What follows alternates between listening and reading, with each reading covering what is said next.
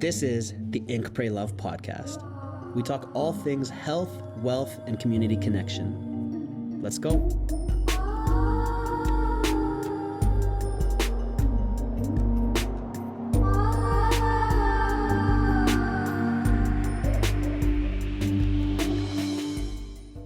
Welcome back to the Ink, Pray, Love podcast. Today, I'm here with one of my close buddies, longtime friend, Dylan Werner, returning to the show. Thank you, sir. I like this one. I only learned what that meant not that long ago. That's like funny. a few years ago. But that's not that when long. When I started traveling to Asia and Southeast Asia and stuff, like they all do this. That's when I learned it was an Asia thing. It is adorable. Yeah. Sorry, we're doing the little do heart all day thingy, with your fingers. Like this one too. This one's like this one. Yeah. These are modern day mudras. Yeah, they are. This one means cute little heart. They're not as deep as the old Indian ones. Yeah, the old ones really good. The old ones really slapped. The new ones are like adjusted to lots. Yeah, you had what Yoni mudra, Linga mudra, like there you go. Solid ones. Now those are different things, different mudras. No, the same mudras. Same mudras, but they're the same things as well. So for all of you who are just listening, we were just doing stupid mudras. If you were watching, you got to see and delighted the pointless joy that we just talked about. Oh, people listen to you. I think most people probably listen to podcasts rather than watch them, right? Yeah. Sometimes I like to have like the video on so I can glance back to it here and there, but usually I'm listening and driving. Well, if you're listening, I'm very attractive. Just before we started, you're like, this is my bad side. And this is also my bad side. Yeah. That's pretty solid. If you're watching, You're the least spiritual hoopla yoga teacher I know.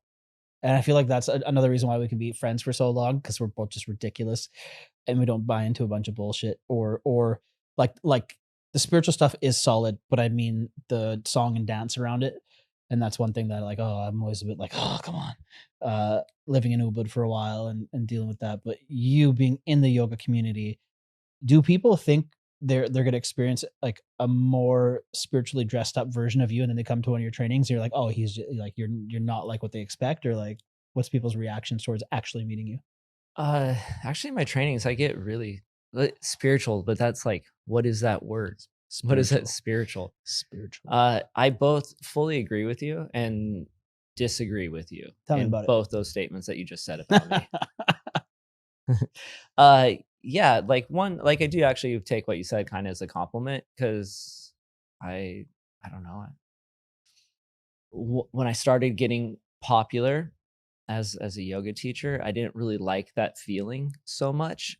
Which feeling? The feeling of other people like being like, oh, you're so great. Yeah. Right. Which kind of is just like naturally happens to influencers sometimes, or celebrities to even higher degree. And like, I have it with people. Like if I see people, I'm like, oh my God, like everybody has those people that they look up to. Totally. Based on what you really like. And so if someone is really into yoga and the style of movement that I like kind of showcase whatever or do, then maybe you look up to me, or if I've taught you or something like that. And so like in the beginning because I got into Instagram pretty early, when being Insta famous was more of a novel idea, it was even different. It was like to see somebody that had 100,000 followers or whatever was like a really crazy thing, because there wasn't that many people at that time. It was basically a big deal back in the day. Yeah. And I always wanted to never have that in front of me when I talk to somebody or I meet somebody. I never, even when someone was like, oh, I've been following you forever, like I still want to be like, hey, my name's Dylan, nice to meet you. Like meet people on like the human side. Mm-hmm. That's spirituality to me in one way, right? Another way is like, I'd find spirituality is it's more of a process than, it's not like a noun. It's not a thing. And I think a lot of times we use spiritual. I mean, maybe it is a noun, and because I'm not good at English. I never learned those things, right? I don't know if spirituality is a noun or is another part of speech that I don't want to. It's a pronoun. I identify as spiritual. I mean, kind of like kind that. It kind of works. Yeah, you start feeling that way, especially in Bali, especially like in Ubud. God, yeah. People I guess the pronouns are spirituality. Hmm. And that becomes who you are. Yeah. Right. And so that doesn't become like your identity of being spiritual doesn't make you a spiritual person, or going out there and like wearing patchouli and putting crystals on your chakras or whatever it is, doing pranayama and meditation every day doesn't really make you spiritual. Those are all like things that spiritual people do for different reasons. Um, there's so many things that people do Hmm. that they think it has an effect and it doesn't have an effect, but they believe in it, and so that belief in itself gives the effect. And I'm totally fine with that. Sure. Believe in whatever brings you happiness or positivity. I don't feel the healing power of rose quartz, I know. right? I Or want it to. I don't necessarily align with my chakras at all, or feel if my chakras are out of line or that kind of thing. But I don't also, like, studying yoga as long as I have, I don't disregard chakras just because I don't feel them as they're not useful or they don't serve purpose. Yeah. Yeah. Chakras have so many different purposes and different ways to look at yourself, different ways to navigate how you develop through life, because they actually, like, they're super super intelligent. If you look through like root chakra, um Muladhara, Svadhisthana, Manipura, Anahata, Vishuddha, Angya, Sahasrara, going up through all of them, each one kind of relates to different things. Like the ones from your heart down, that's all about your body and stuff. And they develop, like how the yogis describe these things develop is through the different ages, and it relates to the things that are going on that are actually happening and developing with you. And it's a very intelligent way, even though it looks at it a little bit different. From the heart up is everything that's spirituality, right? So if we think about, like, these are my parts of my higher self, Hmm. and this is the things that are maybe beyond me. And even from some, I would say that I'm not even agnostic. I'm more on the atheistic side. I know we talk about Right. this a lot. Yeah. Yeah. And that's because before I'm somebody, it's funny, I went to an aloe event, which is a funny thing in itself. Those that don't know, I was with Aloe. I was like their first male influencer. Mhm.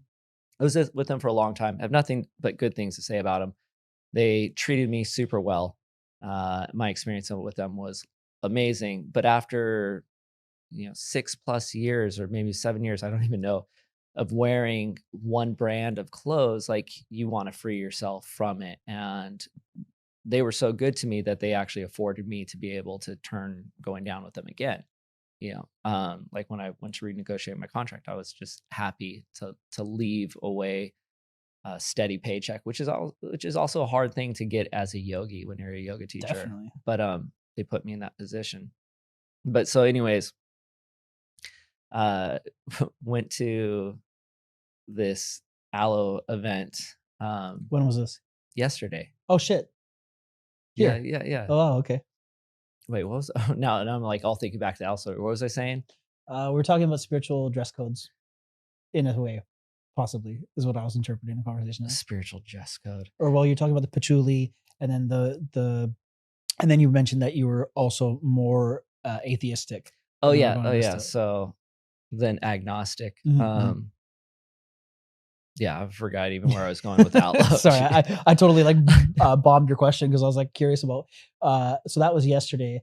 Now, the aloe thing, I'm curious about that. If you go to an aloe event now, what is it Yeah, let's like? just leave that thing that I was talking about before. Well, I wanted to Actually, I circle have back it to was it. yeah, it was off of an idea that I do know where I'm All right, going, hit but it it. was like the side idea. Okay, okay. Anyways, so like the different ways that people identify as spirituality or what Yeah. spirituality is, and so like moving up to the upper three chakras, this is like your potential of who you can be. And a lot of people put that in like this God realm, or um something that actually has consciousness outside of yourself and outside of other people. This Mhm. this idea of universal consciousness. And this gets into like, well, how do you define that, right? So many things are about definition, and a lot of times people are talking about different things but using the same words. And that's a normal thing. I mean, we've talked about this before, even on your podcast. We've talked about this before. And so, like, like for me, spirituality is always a way to understand myself better, to alleviate suffering. And if you look at like a lot of different forms of Buddhism, Buddhists are considered very spiritual people. They don't believe in God, Yeah. right? It's about freeing yourself. Or people that believe in reincarnation, it's about freeing yourself from the tendencies of this world, the tendencies of the self, so that you could transcend karma, essentially, right? You do your dharma so well that you transcend karma. And in yoga, it's like you get rid of the atma, the soul. Like you have atma, and you have like the para atma. You have the jiva atma and the para atma. Para atma is like the supreme soul. It's the one that, like, if you look at yoga, it's like that we all share, right? And so this is the universal consciousness in a sense. I'm not saying that even as like an atheist that there isn't like a conscious soup. I was just about to say conscious soup. I was literally thinking that. That's like that we kind of all tap into, that's shared between us, like an intuitive net.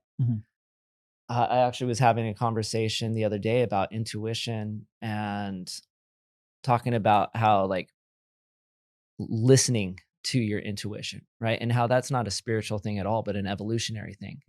Intuition is something we evolved over time to keep us safe. You go into a dark cave, Spidey sense. It feels scary, right?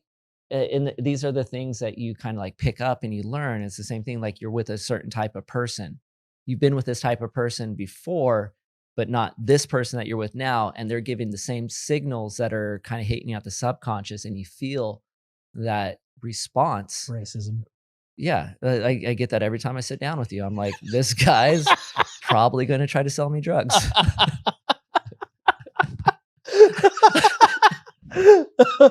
Oh fuck. Okay, sorry. But yeah, so I get I get these, I get these feelings, and that's intuition. And I think that's really important to listen to those things, but listening to your intuition doesn't need to be spirituality. No. And a lot of people just listening to their intuition will describe it as listening to the universe. Yeah. Right? So guided by that, or following your charm, right? Yeah. Or whatever. Like there's like some sort of kind of airiness, loftiness, spirituality, unknown, something, again, like decisions, things are happening that are outside of my control, and maybe they're good for me. And so I'm going to go with that way. But I'm feeling those things really actually from my intuition, which comes from evolution. And so like when I'm just looking at things at a different way. I understand I've studied the yoga stuff a lot. I love it, right? I use it as ways to describe how I'm feeling. I'm going to use it as ways to understand how I'm feeling. Language helps us understand our thoughts, because we define what we're thinking. If we don't have the words to define what we're thinking, it's more left up to feeling, which is not bad, but that tends to be much more of an emotional way to go about life rather than a logical way. Again, not bad, just different ways to choose to go. I tend to be, if I could logically make my way through it and feel it and navigate through those things, and it makes sense, then for myself, it's going to have more impact.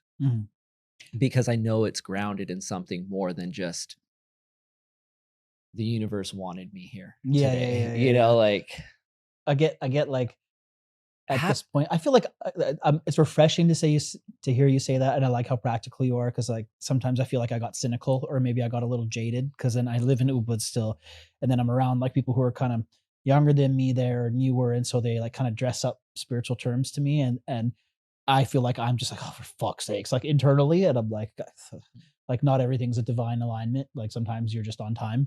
Like it just, there's sometimes we dressed it up a bit too much, and I'm like, am I being cynical? Like, should I play the game? But also, I feel like I've just done this like those type of spiritual conversations enough, where I'm like, just fucking chill, man. Like it gets to me a bit, and I'm like, okay, you can be a bit kinder about the situation, but I like hearing your perspective because it's really utilitarian. I think it's quite practical. I'm curious what you think about siddhis, like those like just holding like one arm over your head for 20 years. That's ridiculous in my opinion. I don't get like the standing babas that you take a vow never to sit. I like those stuff I can't get behind. I don't believe it. So just to stop you there, I don't believe in anything supernatural Yeah, okay, or good. Yeah, yeah. magical. I wanna talk I don't believe in ghosts. yeah. I think Jesus and Santa Claus are about the same. But again, but I know that's really harsh. I was a hardcore like Bible thumping Christian. I used to be a youth pastor. I've gone through all No these shit. things. Like the reason why I'm at the place that I Yeah, am yeah. is because I spent a lot of time. I've read the Bible multiple times. I could When quote did verses, but when did you cross, the Jesus train or it leave the Jesus was train? it was really like when I was really starting to study yoga. Okay. And one of the things that started to like kind of catch me off guard is I was reading these Hindu stories, right? Because yoga has a lot of roots in Hinduism. Yeah, Definitely. like Yeah. it's like super grounded. I mean, yoga is essentially Hinduism, Yeah, and yeah, it's yeah, part of the Bhagavad Gita. yeah. It's like so I'm reading all these different stories through the Mahabharata, or however you want to say Mahabharata, Yeah, you got it. and they're like the same. A lot of them were the same stories as the Bible stories, Yeah, and they were just like borrowed and told slightly different. yeah. And I started thinking, and then like it was actually the first time I was in Ubud. This was maybe 2011, no, 2012, I think, maybe 2013, 2012, like a while ago. Yeah, yeah, yeah. I came here. I was really just starting into my yoga stuff, like all the yoga words, chakras, all that stuff, where they're all brand new to me. I never heard any of these ideas. And I went to go hear Guruji speak, which I thought was like this guy's name was Guruji. Yeah, yeah. And then, like I've been there before. later on, like who'd you go hear? I was like Guruji. They're like, who? Guruji. You heard of him? You know this It's guy? Yeah, just yeah. like You're like, "What?" I did that exact same thing, so I know what you it's funny. yeah, Yeah, yeah, but I don't know what Guruji he was. For yeah. those of you that don't know, Guruji is like just A a teacher. teacher. Yeah, yeah. Yeah. It's like a guy that it's just like a teacher that's respected. Yeah, yeah, like And anybody like I called the Guruji I studied under in India, and I was like, "You guys know Guruji?" Like I've done that exact yeah, same thing, and they're like, "Wait, which one?" And I was yeah. like, "Oh, Baba Hari Das, Neem okay, Karoli Baba, okay, like gotcha, I gotcha." don't know I Yeah, don't know the name of I this think it's guy. I want to talk about that subject after this one because I think that's like an interesting line to go down. But you were But new to anyway, Ubud so spirit, I yeah. went to listen to Guruji speak, and he talked about non-dualism, Mhm. which was the first time I ever heard that. And that non-dualism is the idea that there's not two. And the reason why they call it non-dualism is because you say if there's only one, it implies other. Right? If you Mm, draw a line in the sand, there's two sides to that line. So the idea of non-dualism is the understanding of the whole. Everything's whole. Nothing's missing. Nothing can be added to it. It's just one thing. mhm, mhm. It's like if you looked at all the people from the perspective of space, Yep, yep, right? It's yep. or like you look at an ant hill. You don't see Yeah, like yeah, the yeah. individual ant so much. You see the colony. We could almost call that oneness. Yeah, and so it's this idea of oneness. Yeah, yeah. And I didn't know how to wrap my head around it for a long time because I didn't know how to make it useful. Because Mhm. at that time I was under this belief condition of Christianity. Yeah, yeah. And so I started to think around things, and I actually started to think about like why I thought, and it was embarrassingly later in my life than I'd like to admit. Like I was 20, um shoot, how old was I at this time? I was like 20. No, not 20. Why am I saying 20? You're like I was 26 or something? No, I was Oh, wow. 31 or 32. That's why I said embarrassingly Oh, yeah, late yeah, for yeah. me, Yeah, like you're old. considering myself to be somewhat analytical. But it was Yeah. just I my faith was based more out of fear and, well, better this than something else rather than actually like intellectually thinking about it. Yeah, and yeah. and yeah. And there's some books that I read that really helped me through that. It's just like if you bring the slightest bit of logic to any kind of belief, you just can't have the same conversation anymore. Right. And it's why a scientist and a theologian, a theist, will never win in an argument. Neither one. It's Yeah. because I'm over here saying apples are better and you're saying oranges are better, Yeah. right? Except for I'm showing you an apple and you're showing me nothing. Yeah, the only ones that I get that scientists meet spirituality is there's a lot of Buddhist scientists. There's like a lot of those. There's a lot of Christian scientists. There's a lot of and there's a lot of really intelligent Christian people out there as well. Yeah. But anyways, so I'm not that, right? Yeah. And the way I look at religion for other people is if it is a philosophy, it's an idea, it's a belief, it's a faith, whatever that helps you get through life. Like it's not that I don't like believing in God or I don't want to believe in God. And it's the exact opposite. I would love to believe in God again. I would love that. I mean, it's such a nice, comforting story and feeling. There being an afterlife, there's something after this, right? That there's someone in the sky that looks after you and watches over you and loves you and all these things. That'd be great. But that same person that watches over you and loves you is also the same person that puts somebody that doesn't believe in that person, that's never made itself apparent in any way in the last 2,000 years or whatever. That's saying, if you do believe in the story, believes that that person should also suffer for all eternity in hell. Gnashing of teeth, fire and brimstone. And that's I couldn't, it was that point right there. That was kind of like, if there is a God and he is all loving and unconditional, like a mother to a child, then the one that I've been reading about's not it. And then it's like, well, we've been around for like 300,000 years, Homo sapiens. You have Homo Nathaniel.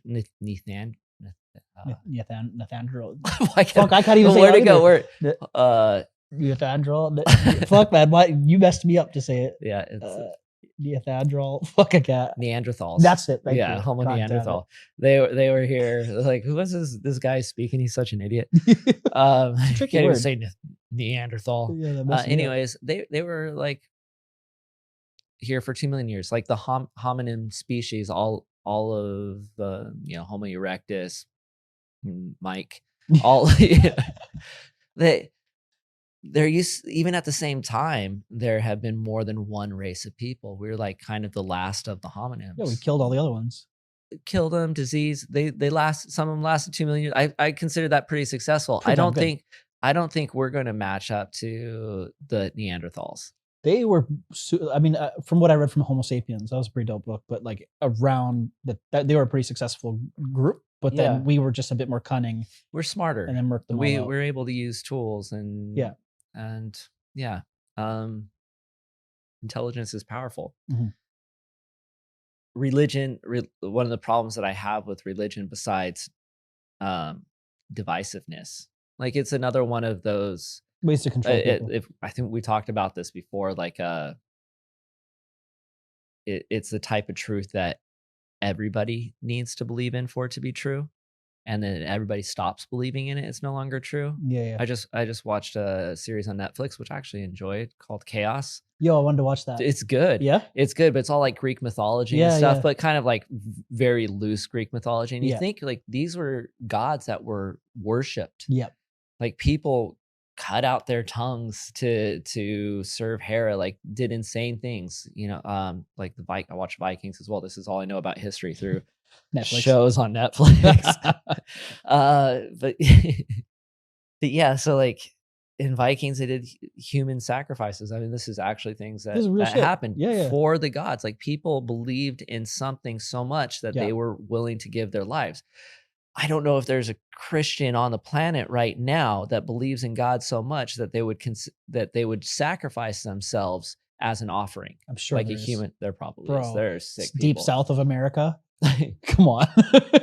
Well, the good thing is it's not asked to be done. I think fanatics are everywhere, like in every sort of people. Like, you ever hear that joke? Which comedian was it that was like, the jihad Talibanis are just like the Alabama versions, like the rednecks of Islam? Do you hear this joke ever? And they're like saying the same thing. Like there's like yeehaw, and then there's like oh la la la la. It's like they're the same thing. So I feel like, and even Sikhs, like my tradition, my lineage, there's fundamentalists there that blow up planes. Like Right. there's crazy people in every fucking. We are war monkeys, like us as a species. So I think it's just everybody has assholes in them in their fanatical. Yeah, and you should never like classify the actions of one person to No. define an entire race of people or entire No. group of people or Yeah. whatever. I'm going to try to stay out of politics here, so I got to avoid We that. cannot talk about politics. Me and Dylan cannot talk politics together. We're like great, long time close friends, but politics. We can. It's just like, you can. It's fucking. It's I can't do it. But like my main point on it in politics in general is on both sides, and I don't really believe that it's equal on both sides at all by any means. But both sides are responsible. Yeah, you know? yeah. So like anytime that you point to a group, and I don't think that's true from the leaders of both sides that are running. I think it's only true from one of the sides, but there are definitely actors on both sides that are, you know, taking groups of people or saying this person did this thing, and then people are going after those groups of people because of the action of maybe one person within that group. Yeah. And I mean that's the same as like there's the redneck equivalent in every society. 100%. Like in every and in the redneck equivalent, or another way to say it is the less educated, financially struggling, like people that rely a lot on assistance from the government, from friends, whatever, that are kind of just like struggling to make it to the next one. Most of those people are just good people. Right. And then you have some that will like kind of bring it down from everything. Same thing if we, you know, talk about like all the KKK, right? Most of them are just good. No, I'm kidding. I was like, where are you going with this? There are some groups that are just absolutely fucking horrible. Well, I think it's just organized shitty people. Right. Like, there's shitty people from everywhere. Anybody that has a group that's based around hate. Yeah. All right. So going back to the idea of spirituality again, like spirituality is also another way to like try like this idea. When I talked about like the oneness, when Guruji told me about just being one of the most, whether you believe that we're all one underneath the same consciousness, we all come and go back to consciousness. I like to kind of think it like we are energy. Energy is mass. Mass is energy. We all started as one thing, right? This is how you can kind of get romanticized about spirituality in a very scientific way, spread out, expanded into the universe, and that life developed in certain places. This is the one that we are only sure of. Intelligence happened out of that as a thing, right? Alan Watts, he talks about like people came out of this world, not into this world, right? Leaves come out of a tree, right? They grow from the center out. And it's the same thing as we've became a people on this planet. We've evolved, we've grown out of the planet as one organism that, you know, like that's what we are. And when you look at this idea of spirituality and non-dualism, it's, you know, it's not that you're brown and I'm better looking. It's that we're the same, right? It's like I see you as me, and we're sharing this space, we're sharing these resources, we're sharing this breath, all these things. What I do affects you, what you do affects me. And so in that, and for the sake of self-preservation, I want to preserve this organism as a whole, not as a part, right? And so and that's another thing, like where a lot of suffering comes from, is not understanding how you fit into that whole. Right? We feel separate. So these are spiritual ideas. This is spirituality that speaks so deep to my heart. So like when you go to one of my trainings, these are the things that I talk about. This is the things that people cry about. And like I get a lot of people to cry, not because I'm trying. It's because I tell them I'm married, but you disappoint a lot of gay dudes. Oh, I actually had that conversation today about how gay dudes aren't hitting on me anymore because I'm no longer attractive. No, I'm kidding. I've been getting hit on a lot lately. Just the last month. You're a good looking dude. No, I saw you posted about like, you said like self work isn't about a six pack, right? Yeah. But Ink, pray, love handles. Right. Ink, pray, love handles. But, like, as someone that knows you and has known you for a long time, you're very dedicated to fitness and, like, going to the gym every day and taking care of yourself and working out. That's a super important thing to you. And even though you used to be a little fat pill, right? You grew up and, like, you feel better about yourself when you do work out. And that's another, like, aspect of yoga that I Yeah. really enjoy in the idea of this oneness, wholeness, spirituality, is that who you are on the inside and who you are on the outside is the same, and your beliefs are the same as that. There's no separation from it. So Mm. when you feel good on the inside, you should also feel good on the outside. Yeah. And Yeah. it's actually really hard to feel good about yourself if you're not happy with what's housing yourself, Yeah. whatever Yeah. yourself is. It's quite difficult because they say like, yeah, you shouldn't be down on yourself. Like the body's like I've met some people in weird different spiritual traditions or just comments on Instagram and they were or Facebook and they were just like, this is just the vessel. It's actually the spirit that matters. And I was like, that's what fat people say. No, like because it's just like, well, it's also just like, Your vessel could look whatever it is, as long as you're happy with what that is. sure. And a lot of people, like, well, even physiologically, working out does make you happier. Yeah. That's mainly why I do it, Not honestly. moving. Like, if you're someone that's depressed, Yeah. the first thing that you need to do is work out, is 100%. exercise. Like, it boosts There's so many. antidepressants are literally stored in your muscles, and when you move your muscles, it actually releases those natural antidepressants. And I need that shit because I'm prone to depression after getting so many concussions in my teenage years.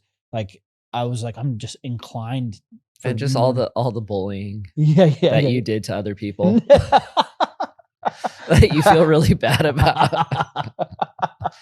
I I think What's worse, saying that you've been bullied or being called a bully? I think being called a bully in this day and age, Right? way Yeah, worse, way way worse. worse. Yeah, I'd feel like shit if I was actually a bully. And like I remember one instance where I bullied a kid, and we were friends, but then I don't know why one day I just decided he couldn't sit at our table, and I got in trouble for doing this. I feel bad about it to this day. Sorry, Dylan Fisher, I apologize for that. And it was like it was a shitty move of me, and I was just like, no, this guy can't sit with us today. And I just remember like how shitty I felt. I still feel about that one situation. Um, it's just shitty to inflict like suffering on other people, and I don't get Right. like how people can hold that in their consciousness and perpetuate being shitty to other people consistently. Do you think that's because they don't have a connection to spirituality, or what do you think N that's about? No, it's a perpetuation of self. I Mm, feel shitty about myself, therefore, I want you to feel shitty. It goes back to the idea of oneness and wholeness, mhm. right? It's just responding to the situation in the wrong way, So like poor people right? committing crime. I mean, maybe poor people commit crime out of necessity, True. right? Which is probably the majority of the reasons. Like, if people had everything that they needed, well, it depends on what the crime is. Like, so when you Yeah. said poor people commit crime, I automatically thought theft because poor need money. Yeah, yeah, yeah, Here's yeah, the yeah. crime. Maybe I'm more Uh, so like violent assaults that are more I common think, in those crazy, rough areas. yeah, it's usually like undereducated, undersupported, Yeah, yeah, yeah. underloved. Yeah, Like, most of those homes are rough. broken homes. I grew up in a broken home. I had a broken childhood. Yeah. Um, But your mom is super sweet. my mom is super She's sweet. so cool. Yeah, Yeah. at your wedding, she was amazing. They still separated when I was really young, Yeah. and um, When did you think that like, okay, so the Jesus thing went on until, 30, then you went into this period of studying deep into yoga, and then the idea of oneness, like, I can get behind that. The idea of a pantheon of Hindu gods, I like the idea of the idea, like, I like the idea right. of what Ganesha would represent, so I Yeah, think that's cool. you don't need to believe in Krishna. Yeah, that's what I mean. I was like, I But like the story. some people believe in them as gods. Yeah, yeah, yeah, I like think, real physical things that yeah, like exists real or physical yeah, things, yeah. or you believe in what they represent. So there's why I could believe in the idea of what Jesus could represent. Like, I'm not Right. Christian, but like, if that makes people a better person and it's not just a ploy to control people that the Romans invented so that they could, make Well, people pay taxes and whatnot. Like, ugh, but like I've met, but I've met a lot of really awesome. Paul! I've met a lot of really awesome Christians, and they're just doing good shit. Yeah. And I'm like, cool. My And my best friend in the whole world is a hard like Christian as Yeah. they come. We used to be youth pastors together. Wow. Like I love the guy to death, and I always will, and I respect anybody for what they believe. Um, and religion has a lot of similarities to yoga or spirituality or whatever else is that uh, you find a community that you fit in with that has shared like beliefs. Yeah. You know, whether yogis or Ku Klux Klan, rallying around hating black people and Jews, right? Something like Yoga's great, isn't it? yoga's great. Just kidding. But like, actually, I feel like there's so many parts of Christianity that are super dope. Like, I seen this big resurgence of people now like becoming very Christian. Like, it's like there's a But popular. what are the parts about Christianity that are so dope? Is it the fact that they believe in Jesus, No, or is it's it the values. yeah, the values? Yeah, You don't need religion to have values or totally. morals or anything. Like if you look at values in yoga or you look at like, morals are something that is taught to you through society. Mhm. Really, that's how we learn how to respect each other. That's how we learn how to love each other. That's how we learn. Like you would never see like you pull a person out of Japan and that was raised there in such a different culture, and then you bring them to India or something, and you put them in the same situation as someone that grew up in that. They're going to act completely different in every sense, how they talk to people, how like Indians, that like you walk down the street and you'll see two guys that are just friends holding hands, completely normal. Just that That's what the homies do. that's what the homies do. Yeah. And you'll just see like people really close talking to each other. Like Japanese really like their personal space. As actually, I like my personal space as well. Yeah. When I do too. And you go to India, you're like, you're Uncle, like, get oh, the fuck off of this me. is a little different here, right? And so like little things like that, like personal space, Yeah. that doesn't come from religion or from God, Yeah. right? Customary. How you greet somebody when you come into your house, like Americans are Shake a hand. well, they're just we're overly friendly people generally, like very hospitable. I've been to, I'm not going to call it any European country specifically because again, I'm not here to like turn against groups, but I've in certain European homes, and even that I'm calling out Europeans. In certain homes, I've been in other homes that were different cultures than mine, where I didn't feel friendly and welcome, and it wasn't because they weren't friendly and Yeah. welcoming, that they were doing the cultural norm of what was expected for that. I think that's always pretty interesting. I mean, because I grew up in an Asian household, Indians and other Asian ethnicities. We take off our shoes when you go into a house. That's like a thing. And so you should. I think so too. But then You're gross outside. You don't bring grossness into your yeah, inside. Yeah. And then other races I'd be around, they wouldn't do that. I'd be like, what do you mean? It's like, it's a whole thing. So like, okay, the customs and spirituality, you were mentioning, like, I like this intuition track you were down, that like, that was just like biological thing. So you don't believe that there are any people, like, what about people with psychic abilities? Do you think that's a thing? Honestly? Yeah. No. Yeah, you think I remember the aloe thing. Why I brought it up Yeah, there, because yeah. I went to the aloe event. Okay. There was a Circle back. palm reading, Okay. and I was with Magda, and we're like, and Doris was there also. I'm like, let's go get our palm read. And I know, like, Magda's my wife, Doris is a friend of both of ours. She was at our wedding, so I went and I held my hand out, right? And the lady sits down. She does Magda first, and she's like, "Oh, you're gonna live a long time. You're super smart. Mhm. You got 2 stars." And Magda asked about kids. She's like, "Oh, you're gonna have 2 kids, and we both just want 1." I'm 43, 1 done, getting snipped after that. So she could have 2 kids, but I'm gonna have 1. But because of anyways, and all these things. And then she sits down with me and she's like, "Oh, you're healthy. You're gonna live a long time." And then she's like,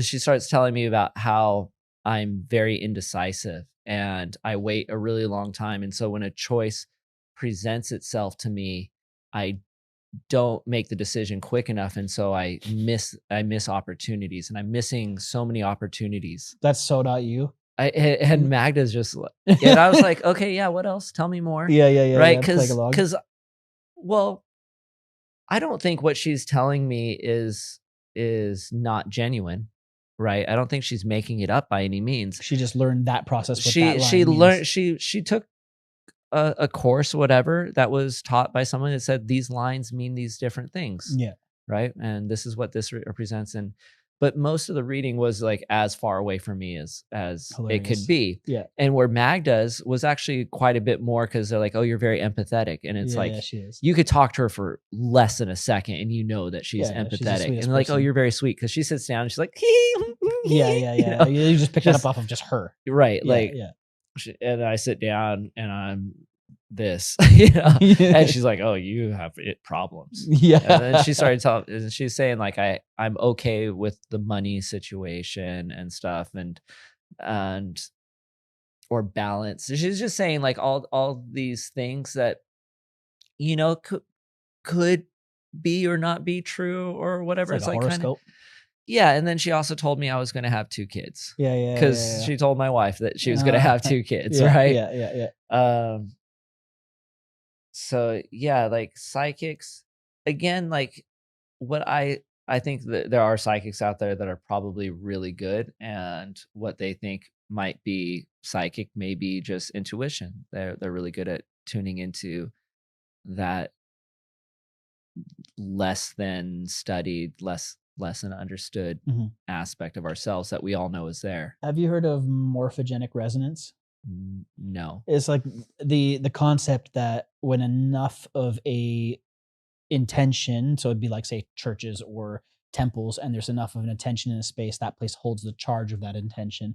But it's also the concept of like haunted houses, or when you go somewhere, you're like, this Mm. room's fucking creepy, and it's like it holds the charge of that. And Can you measure intention? no, it's just a feeling that people would feel. Actually, Can you measure feeling? did you see those like paranormal activities things where they have the da da da da? I don't know what the fuck that is. Yeah, no, I know. So I'm grasping at that. But the thing was like, okay, there's also the feeling of like, if people were just talking shit about you in the room and then you walk in, you're kind of like, and then it's like, okay, that's a feeling of intuition, maybe again. Right. But then there's those other places. Have you been to a place, a temple, a space, and you're like, this place feels holy, or it feels like charged, like it has like a good vibe, that type of situation. Yeah, I've been in lots of places that feel like that. I feel like that when I go out in nature. Yeah, sure. I sit down there. But again, that's just intuition. Go into a place that feels creepy and scary, like you're going to get raped and murdered. Yeah. It is probably true, and it's not because it's haunted. Yeah. No one's ever died by ghost. Nope. Probably. Well, not that we know of. I think. I mean, I would say that, but also again, I don't believe in ghosts. Yeah. Probably. I did at one time. I think we all did it when we were kids. I think, I don't know. Being in Bali, I feel like I've felt spirits, or I felt things around me. And one time I literally I was with one of my friends. We did a yoga teacher training together, and I was living in Ubud in the rice paddies. And we were just having a chat out on the pool that was shared by our 3 little houses. And we're looking at down at the rice paddies, and I saw a figure floating across the rice paddies. And it was like a rice paddy farmer, but like glowing, and then it just went into the jungle and out. And I was like, did you see that? And we both watched it. We're like, what the fuck was that? She's like, that was a ghost. And we both saw it. So I was like, well, Could have been somebody with a flashlight that no. turned it off. They were Like that's the thing. Like this is where we refuse to admit our intellectual limitations. You calling me dumb? I'm not calling you. I'm saying people in general. I'm grouping myself in with that. Like where we fail to recognize that our understanding of this universe has vast limits. Definitely. One of the biggest limits we have is just our doorways into this universe. Mm-hmm. Right. We already know that what we understand as visible light is just a small little sliver of the electromagnetic light spectrum, right? Mm-hmm. So of like from infrared and ultraviolet, and so we already need tools to see things that are there that we don't know are there. Right? Like think how crazy smell is. Mhm. That's such a crazy thing, and especially Bali is a smelly place, both good and bad. Yeah. Like it's like smells like sewage for a minute, then you smell like incense, Yeah, and yeah, then yeah. It's a it's lot going like on. it's always like a ton of things. Well, these are little teeny molecules that are invisible to us from millions of different things just floating around in the air, and then they make their way in our nose and we identify them as different things. Mhm. So if we didn't have that sense, we wouldn't even be aware that this is something. Mhm. Like I don't even know if scientists would be like, oh, these actual molecules are able to express themselves in a way that adds to flavor, like taste. Like these, we have these things, and there's reasons why we have them. There's a reason why the nose is so close to the mouth, so you could smell food as rancid before you put it in your mouth, right? Like logical. Mhm. You know that humans have the second largest nose out of all primates. Really? Yeah. Who's the first? You know those monkeys with those big honking Yeah, nose yeah, yeah, things? yeah, yeah. I think they're called like a proboscis monkey. I think that's proboscis monkey. There's Mhm. like this, and Yeah, yeah, yeah, and yeah. we're like, Hilarious. whoa, what a weird, big, ugly nose. We're number 2. Oh man. Yeah, okay. So on that line, we only can perceive a very small amount of Right. actual reality. Have you ever done like DMT or I haven't done DMT. I've only done like mushrooms? psilocybin. I Yeah, haven't yeah. done LSD though. I would like to. That sounds fun. That was pretty. It's pretty But fun. like it's for going back to what you said, I saw a ghost. Yeah. You've done things where you've seen things that aren't there. Yeah. And you're like, oh, I was on mushrooms. That explains it. This time I was totally sober. Right. But it doesn't mean that your brain doesn't like have a glitch malfunction thing. She saw it too, the girl I was with. Oh, or that it was something else that you can't explain. But because we think we could understand the universe, we see Yeah. something that we're like, what the fuck is that? That's a ghost. Well, we both didn't know what it was, but we're like the only thing that we could logically think of was like, well, fuck. Logically, that's a paranormal activity. that must be a poltergeist. It floated into the trees. The other thing I remember feeling was like this is a crazy story, but this is the weirdest podcast conversation. I know. Where are we going? Just paranormal, spiritual activities. We need to reel it in. One time I had an Airbnb bed and breakfast, and I swear it was haunted.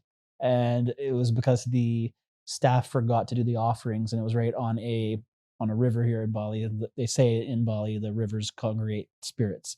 Of course, it's like a common. Yeah, it's like logically.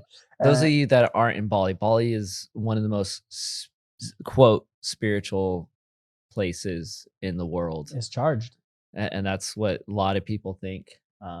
Balinese are very superstitious people. It's why Hinduism in Bali is a different religion than Hinduism anywhere else. It's like because they didn't get rid of their pantheon of gods. They still celebrate both holidays, which is great. My staff gets tons of days off. Yeah. And so they didn't leave the offerings. The place was kind of funky. It was if you don't leave offerings. So like I'm trying to give. I context. know Aaron's telling the story, but he just assumes everybody's lived in Bali for a decade, right? So like you have to leave an offering, and an offering is like a folded bamboo leaf that has little things like food, incense, water, flowers. Yeah. They have like these different things in it. Yeah, and there's usually a cigarette that represents a fire element.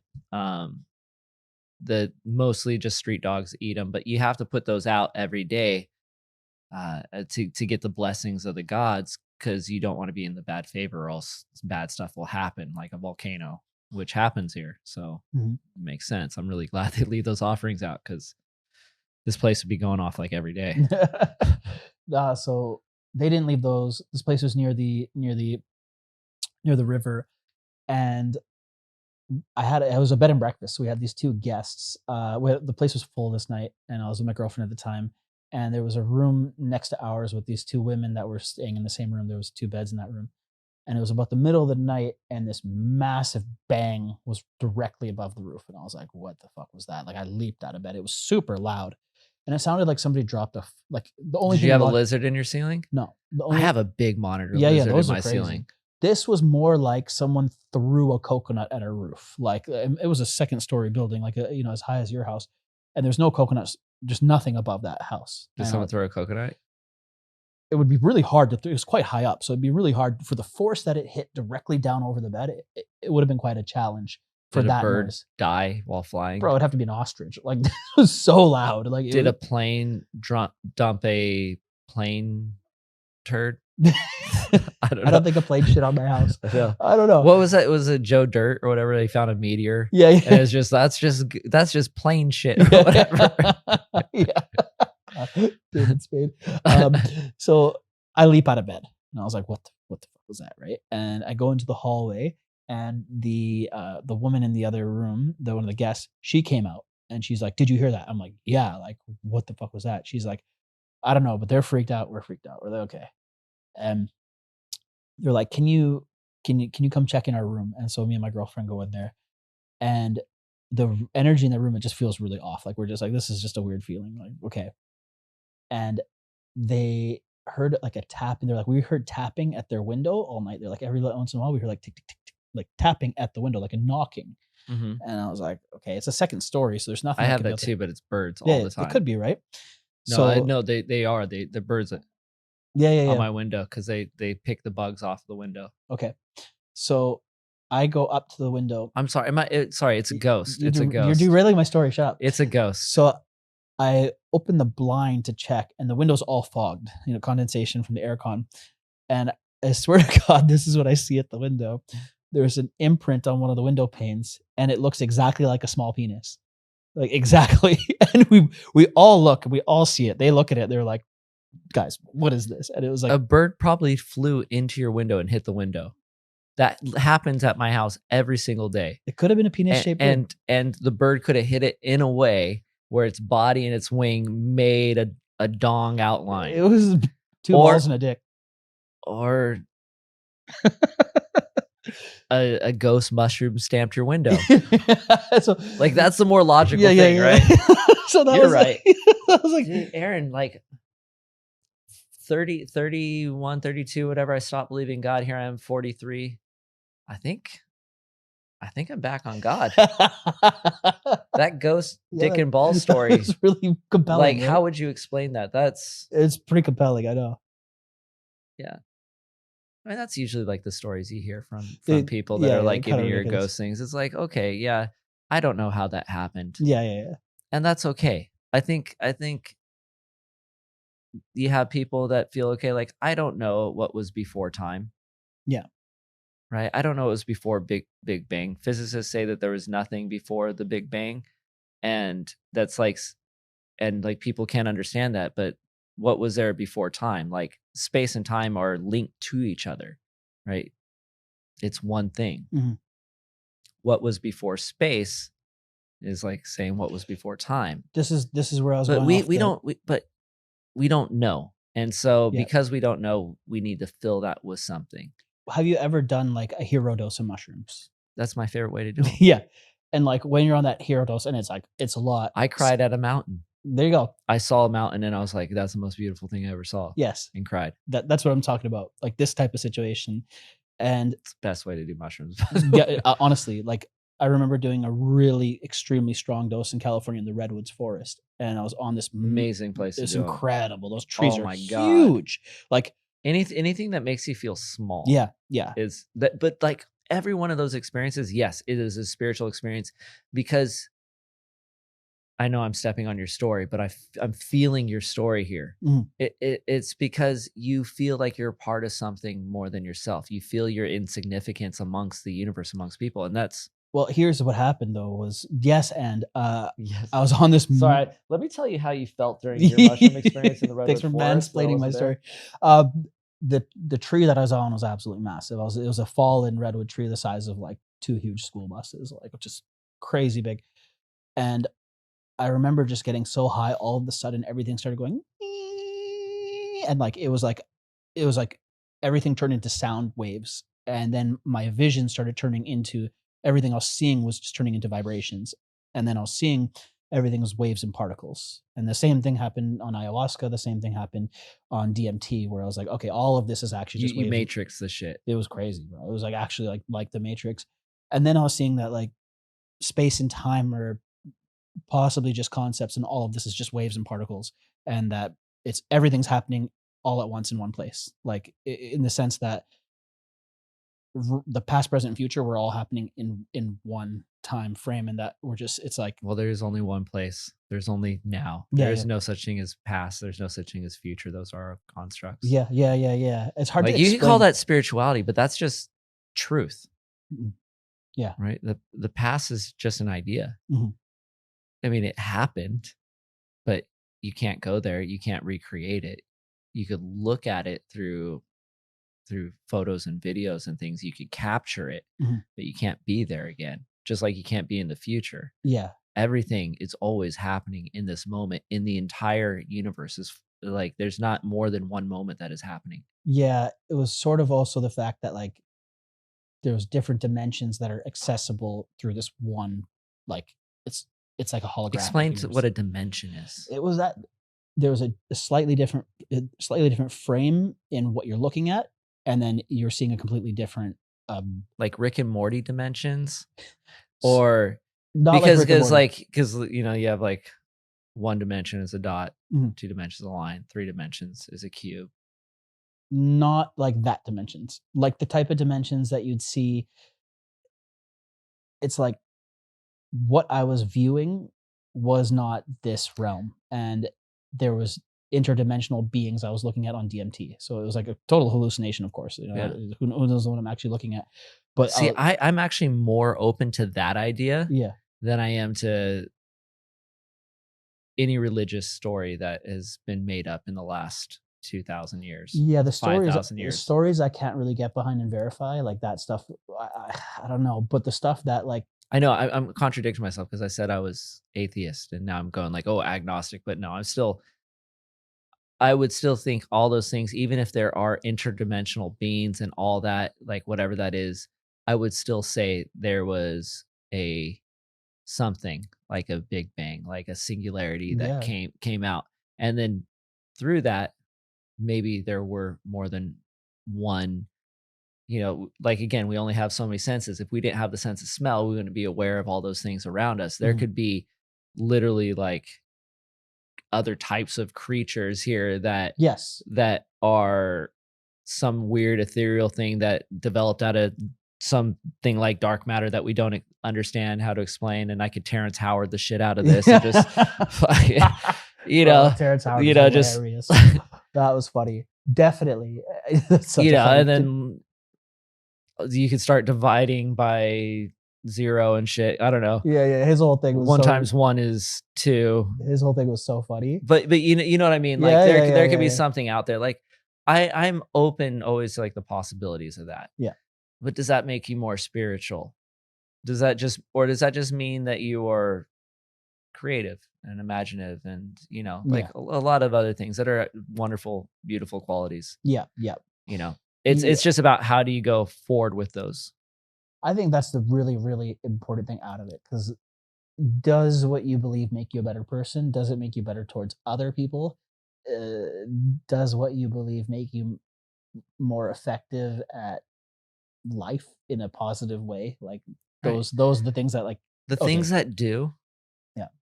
that the things that are yes to all the things that you said, that is spirituality for Yeah. me. Yeah.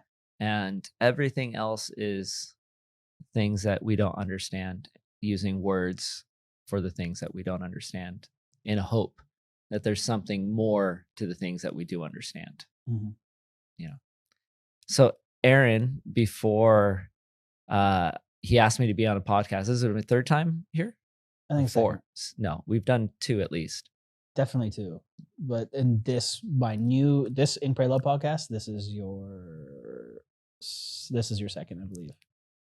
But then maybe I had we had the Yogi Lab podcast before that. Yeah. Okay, so it's my 3rd podcast with you now. Yeah. Second on your Ink Pray Love, I guess. Yeah. 3rd time you interviewing me. And so normally we just sit down and like, what are we going to talk about? He's like, I don't know. We just sit down like we did today and just kind of talked about whatever. Yeah. But this time he asked me and I was like, ask me some questions. So right before he got here, he chat GPT'd what's some shit to ask a yogi.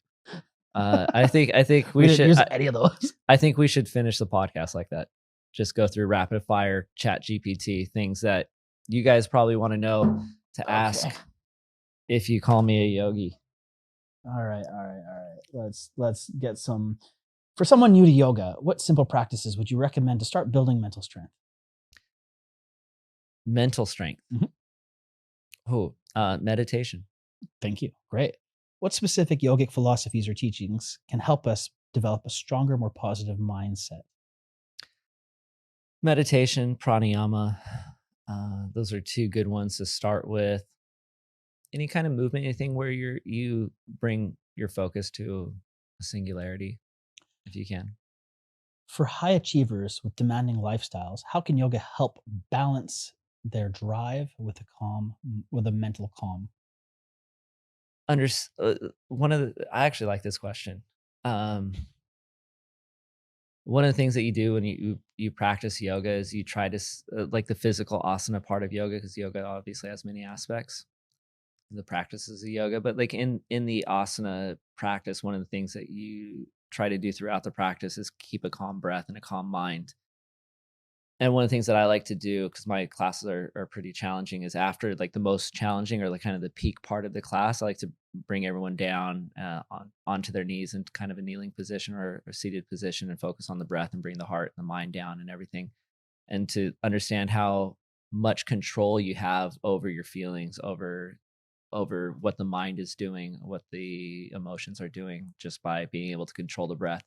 And so by taking yourself into a practice that makes the breath want to run away, or especially if you're doing really hard things or things that challenge you, not just like physically, but maybe even challenge the way you feel about yourself. Because they're like, I don't know if you've ever been Yeah, into when I something like, breakdancing. or there's some people, it's just like trying to take their foot and put it between their hands, right? And it doesn't want to go there. And so it brings up all these different things like that. That is the practice of understanding yourself. And in this very controlled environment, you're able to take those different things and control your reaction to the situation. And a lot of like showing up and being successful, or putting yourself in the right place, is being active to the situations that you're in rather than reactive.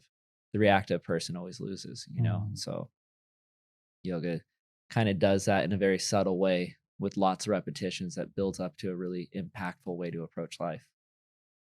I fuck with that heavy. How can yoga be integrated into a daily routine to help prevent mental burnout?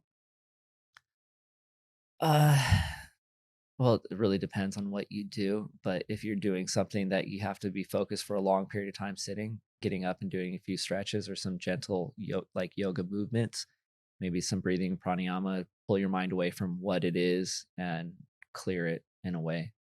Um, yeah, If you were a fruit, what kind of fruit would you be? banana. Why is that the worst fruit to choose? Hey, this is an open space. You can be whatever fruit you want to be here. Actually, I said that because I thought that would be the funniest fruit to say for obvious reasons. Um, but like, to really think about this, I think we should. What fruit would you be? So you go automatically straight to what's the funniest fruit I could be, right? I don't know. The Like first a thing that I thought of was durian. avocado. I hate durians, but avocado came up. Oh, Avocado's a fruit, right? avocado's fruit. So tomato. What is? Is a tomato a vegetable? Or is it fruit? I think it's a fruit. The seed. Seeds on the inside or something. Not cool, man. Um, All right. how's yoga helped your emotional intelligence? Oh, my God, so much. Mm. I try to think back to who I was before I started yoga and who I am now, like really working through yoga to like understand yourself. And it's kind of like it's so many things, like when I talk about what yoga's done, because it's not just like going through the asana or doing meditation every day, but the amount of time I've spent studying and learning philosophy, not just yoga philosophy, but all kinds of philosophy that I've used to kind of form who I am as a yoga teacher. Mm. Man, I think in one of the biggest ways is the kind of what I just said is non-reactivity. The other way is losing preferences a lot. That's something that I've focused with over many years, and I've talked about, and I still kind of think about a lot, is the things that I am drawn towards or want to avoid. Mhm. Preferences. Talking about preferences is that the last question? No, go ahead. The whole talking about preferences is the same teaching as the Buddha. You know, it's Buddhist teachings. The path to suffering is either from wanting what you don't have or not wanting what you do have, which is preferences. Like those preferences tells you what you want and tells you what you don't want. And when you let go of those things, and instead of looking for things to make you happy, you allow, or looking at things that make you unhappy, you kind of just let everything make you happy. Whoever's in your life, whoever's coming over, whatever situation the universe provides, right? You just, you're like, wow, thank you. Mhm. Right. This is awesome. No, I you took thank the universe too, like in a way that I know my success in life is not from just me, mhm. right? Even I definitely have a lot of ownership, the majority stake of ownership of what happened in my life because I made the choices and the steps there, but I didn't make it alone, you know? So that's like I have that gratitude coming in. Um If not alone, then with who? it's not about with, well, with who, with friends and family, Mhm, people I don't know, luck. mhm.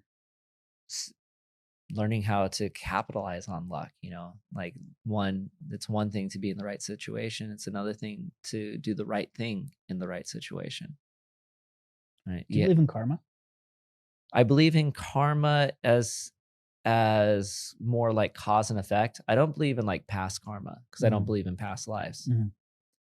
um and I don't really believe in karma as a thing, as like if you do something bad is going to happen to you, because there's too many examples of Yeah. that not happening. Mhm. Too many people getting away their 79 years of life doing horrible things and still not seeing anything from it, or maybe they will, but it'll be so late in their life that, Mhm. you know, does is that karma?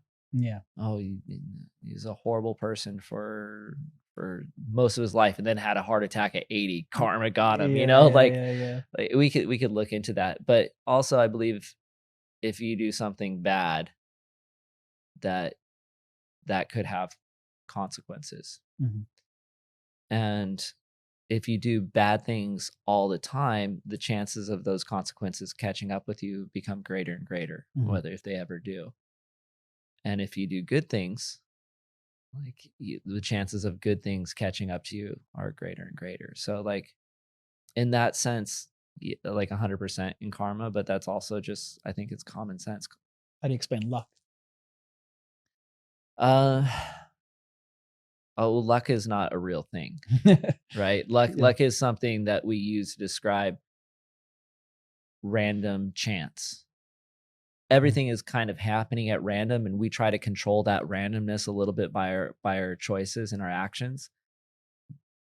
But, you know, if I'm sitting here and let's say the roof falls on me, and I'm, or this, like there's like above us there's like some scaffolding, right? And so let's say if that falls on down, and where I am right now looks like it might just miss me. But if I was back a little bit, it would just hit me. And so like if it misses me, was I lucky? You're just If positioned. if it hits me, was I unlucky? Right? Like what goes into that in cause and effect? No, I Mhm, was just in that position at that time when it happened.